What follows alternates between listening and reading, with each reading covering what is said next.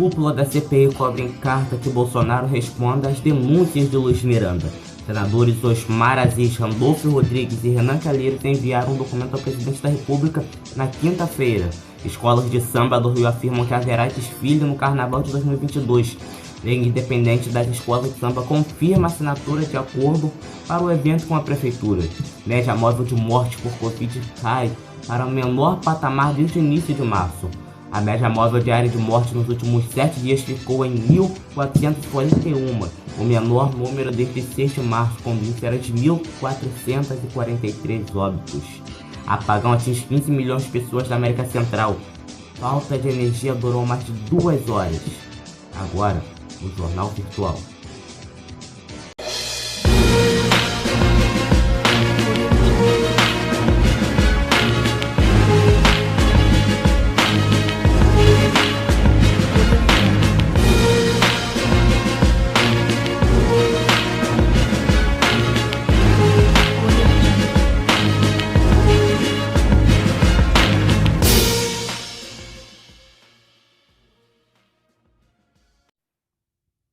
Um apagão de energia de grande magnitude afetou por mais de 2 horas nesta quarta pelo menos 15 milhões de pessoas em alguns países da América Central, especialmente Honduras e Nicarágua, informaram autoridades. O apagão também deixou parte de El Salvador e da Guatemala sem energia.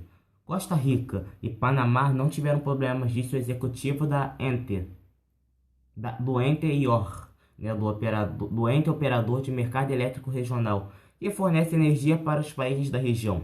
A América Central tem uma população de cerca de 50 milhões de habitantes, distribuídos em 7 países. Abre aspas, são aproximadamente 15 milhões de pessoas afetadas durante esse apagão regional, disse o diretor executivo do IOR, René Gonzalez. Mais cedo, a empresa havia relatado em sua conta do Twitter que, à 1 da tarde pelo horário local, ocorreu uma falha regional que afetou o sistema elétrico da América Central, que declarou estado de emergência. 1 hora depois, Guatemala e El Salvador tiveram energia restabelecida na maior parte dos seus territórios, segundo autoridades. Posteriormente, Honduras recuperou a eletricidade na maior parte do país, informou o chefe da empresa nacional de eletricidade ENE, Luiz Beras. Nas 24 horas até esta quinta, o Brasil registrou mais de 1.639 mortos e mais de 53 mil novos casos de Covid-19, de acordo com dados do CONAX. Com novos números, a média móvel diária de morte nos últimos 7 dias ficou em 1.441 mortes, o menor número desde 6 de março, quando o índice era de 1.443. No total, o país passa a ter 530.179 mortes por causa da Covid-19 e mais de 18.962.762 casos de Covid confirmados. Na lista compilada pela Universidade Johns Hopkins dos Estados Unidos, o Brasil segue como o segundo país com maior mortes em decorrência da doença em todo o mundo, só atrás dos Estados Unidos, que já registraram 606 mil óbitos. Em terceiro lugar está a Índia, com 405.028 mortos até o momento. Nacionalmente, o estado que mais registrou mortes é São Paulo, com mais de 131 mil, seguido do Rio de Janeiro, com mais de 56 mil, e Minas Gerais, com mais de 47 mil. Os estados brasileiros que já passaram da marca de 1 milhão de infectados são São Paulo, Minas Gerais, Paraná, Rio Grande do Sul, Bahia e Santa Catarina. O Rio de Janeiro está perto, com 964.848 casos registrados até quinta. O coordenador da Comissão Externa de Enfrentamento da Covid-19 na Câmara dos Deputados, Dr. Luizinho, afirmou à CNN nesta quinta que vai pedir ao ministro da Saúde, Marcelo Queiroga, a redução do intervalo entre a primeira e a segunda dose das vacinas contra a Covid-19. Cidades e estados estão avaliando diminuir o espaço temporal entre as doses, a exemplo do Recife, que reduziu de 90 para 60 dias o intervalo entre as doses da AstraZeneca. Para Dr. Luizinho, a antecipação é importante para avançar de forma substancial na imunidade coletiva do país. Segundo ele, a medida é, abre aspas, viável e necessária, fecha aspas. O deputado federal informou que tem conversado com gestores municipais e estaduais de saúde que há interesse em geral em ampliar implementar a aceleração, inicialmente prevista para segunda-feira. A vacinação de pessoas com 38 anos na cidade de São Paulo foi antecipada para sexta, esta sexta agora. Na segunda-feira serão vacinadas pessoas com 37, que antes receberiam posteriormente a dose na terça. Em entrevista coletiva na quinta, o ministro da Saúde, Marcelo Queiroga, afirmou que mulheres grávidas e puérperas no período entre 40 e 45 dias de parto devem ser vacinadas contra a Covid-19 com os imunizantes da Pfizer ou a Coronavac, produzida pelo Butantan em São Paulo. As gestantes e puérperas já receberam a primeira dose da AstraZeneca. No entanto, devem retornar para receber a segunda dose no mesmo imunizante. A aplicação havia sido interrompida em maio por uma recomendação da Agência Nacional de Vigilância Sanitária após a suspeita de que a vacina teria causado uma reação adversa grave em uma gestante do Rio de Janeiro que veio a óbito. A Liesa, Liga das Independentes das Escolas de Samba do Rio, confirmou à CNN na quinta a realização dos desfiles das escolas de samba de 2022 na capital fluminense. As agremiações do Grupo Especial de Carnaval Carioca desfilarão nos dias 25 e 26 de fevereiro e as vencedoras retornam no dia 5 de março no desfile das campeãs. De acordo com o presidente da Liesa, Jorge Pernilingeiro, o contrato assinado nesta quinta garante a realização do Carnaval no Rio nos próximos 4 anos, 2022, 2023, 2024 e 2025.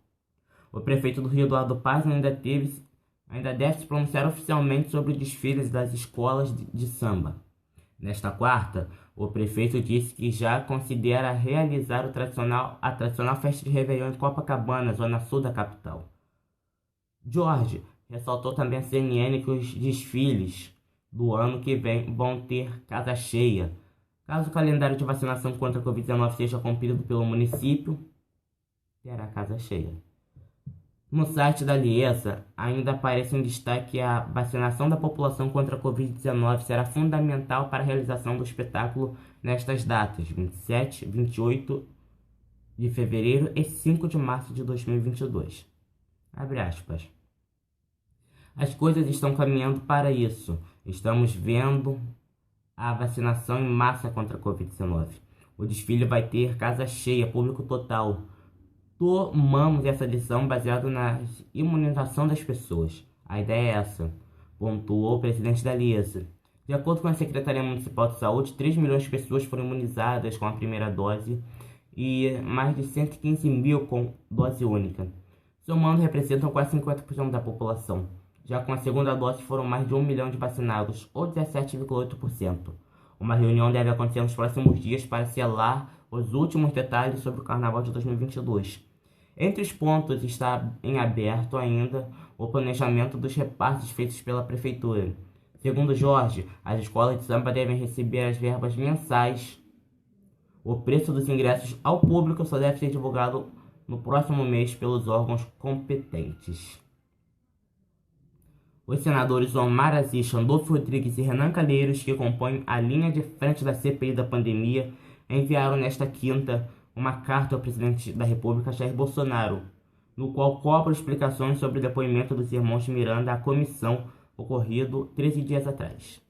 Os senadores afirmam que enviaram o documento tendo em vista que no dia de hoje, após 13 dias, Vossa Excelência não emitiu qualquer manifestação, afastando de forma categórica, pontual e esclarecedora as graves afirmações atribuídas a Vossa Excelência que recaem sobre o líder do seu governo. Procurada pela CNN, a Secretaria Especial de Comunicação Social não se manifestou até a publicação desta nota.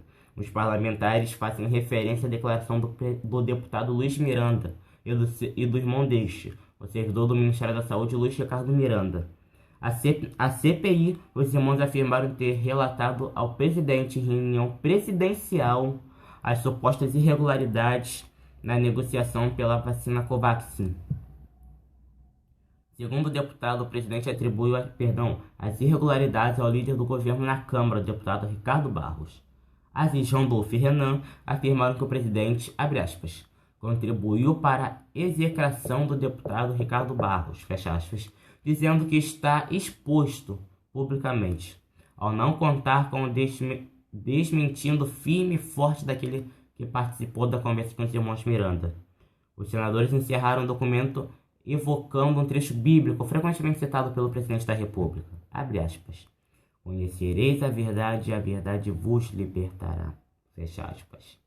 Em depoimento à CPI da pandemia, o servidor Luiz Ricardo Miranda, que atua na área de importação do Ministério da Saúde, afirmou que sofreu uma pressão atípica dos seus superiores para autorizar a importação da Covaxin, vacina contra a Covid-19 desenvolvida pela farmacêutica indiana BioNTech.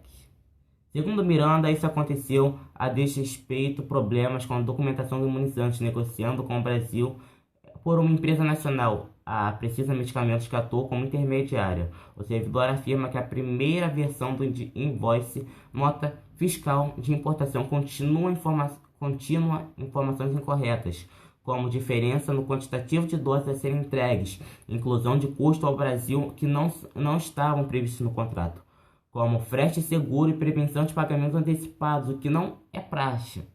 Luiz Ricardo depõe a CPI acompanhando o irmão, o deputado Luiz Cláudio Miranda, tido até então como um apoiador do presidente Bolsonaro. Segundo o parlamentar, ambos foram ao Palácio do Planalto e relataram ao presidente as suspeitas de irregularidades. Neste momento, dizem que o presidente teria dito que isso era coisa de Ricardo Barros, líder do governo e ex-ministro da Saúde do governo Michel Temer. Barros, como deputado, foi autor de uma emenda que permitiu a compra facilitada de imunizantes que tinham a aprovação da Agência Sanitária da Índia. O presidente Bolsonaro não se manifestou a respeito do caso até o momento. O governo nega qualquer irregularidade e afirma que o invoice foi corrigido a tempo hábil.